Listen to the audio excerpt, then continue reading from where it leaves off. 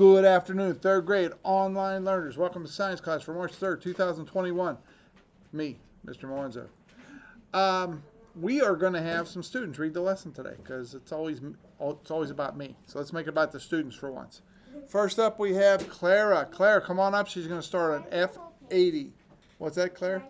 Yep, if I pick you, you read the whole page. Okay, let's go, Clara. Try to read loud, Claire. Sit on the red chair. I sit on the red chair. Yep, sit in the red chair. Okay, start reading nice and loud. Motion is a change in position. You can describe an object's position by comparing it to other objects around it. The athlete in the photo stands behind the foul line before he starts to run. As he moves, his position changes. He moves closer to the foul line, then leaps over it. Finally, he comes down the landing bit. Motion can change the potential and kinetic energy of objects. For example, the athlete has more potential energy when he is above the ground,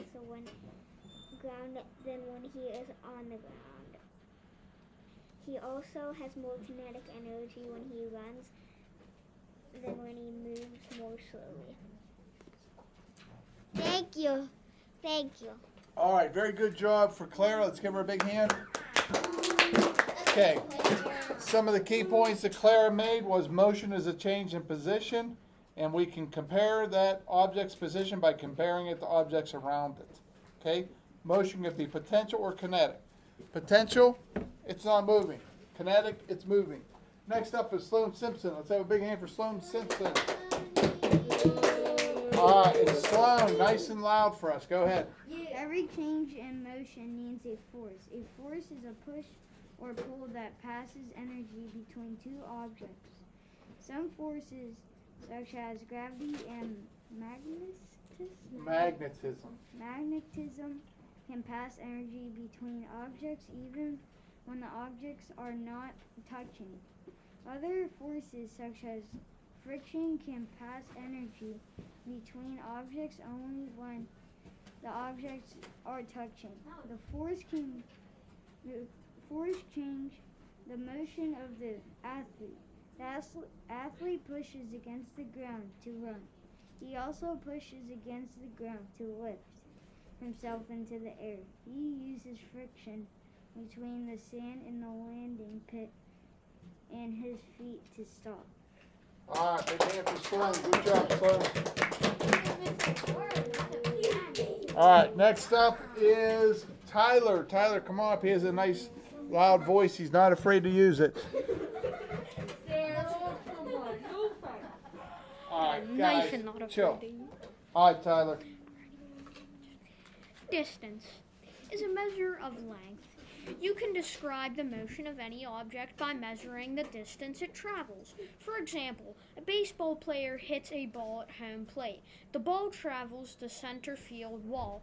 You can find the distance a ball traveled by measuring the distance from home plate to center field wall. When you apply a greater force, objects travels a longer distance.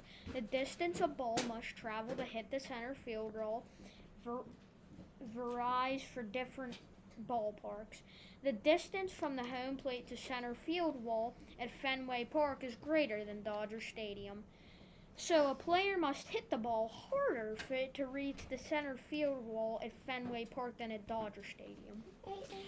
Very good job, Tyler. Okay, next up is Jackson Carr. Big hand for Jackson.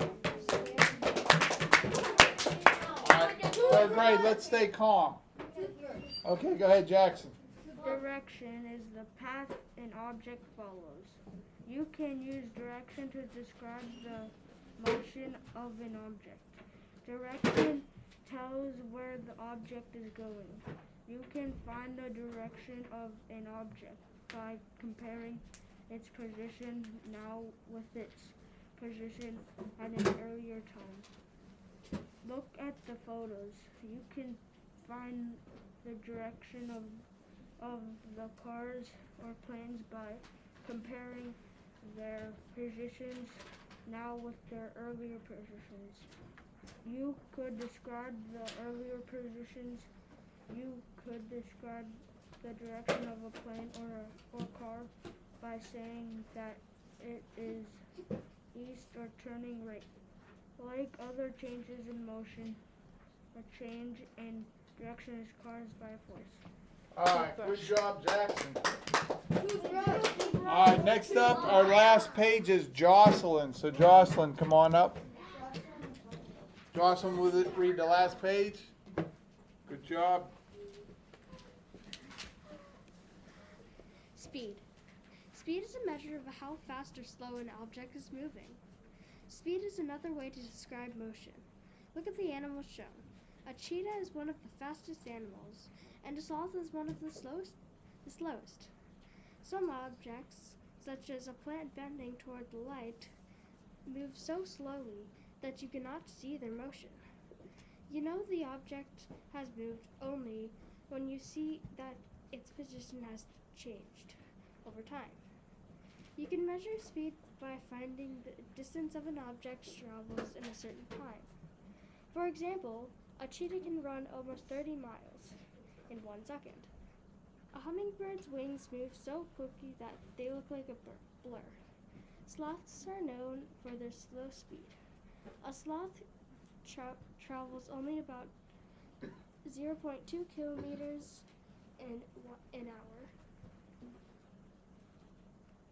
Cheetahs are the fastest animals on land. Some cheetahs can run almost 2 kilometers in 1 minute. Is that it, Jocelyn? Yep. Okay, everybody, big hand for Jocelyn. All right, guys, just some fun facts. Please calm down. I know that Jocelyn mentioned cheetahs being the fastest animal on Earth, and I know I've read articles where they can run 60, 65, 70 miles an hour. Who can tell me what would win in a fight, a cheetah or a lion? Lion. Levi. A what? Cheetah. Okay, who says cheetah? Raise your hand. Who says lion? The lion wins. Now here's the thing. The lion has to catch the cheetah. Once the lion catches the cheetah, the lion is done. Okay, cheetahs are faster, but they can run fast, but they're not as ferocious as a lion. So they can outrun them, but if there's another lion waiting for him, put your hands down while I'm talking. If there's a lion waiting for him at the other end of wherever he's running, he's in trouble because they are often exhausted. Guys, when I'm talking, really, you need to just keep your hands down. I can't pick you while I'm in the middle of thinking and talking.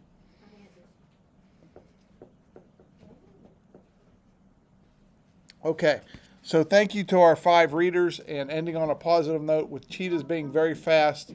And maybe on a free day, I do have a very good video on cheetahs. You guys will love it. And it talks about cheetahs in the land of lions and how, yes, they are very fast, but a lion is the king of the jungle. All right, 3rd grade online learners, we will see you tomorrow. Bye-bye. Hey, guys.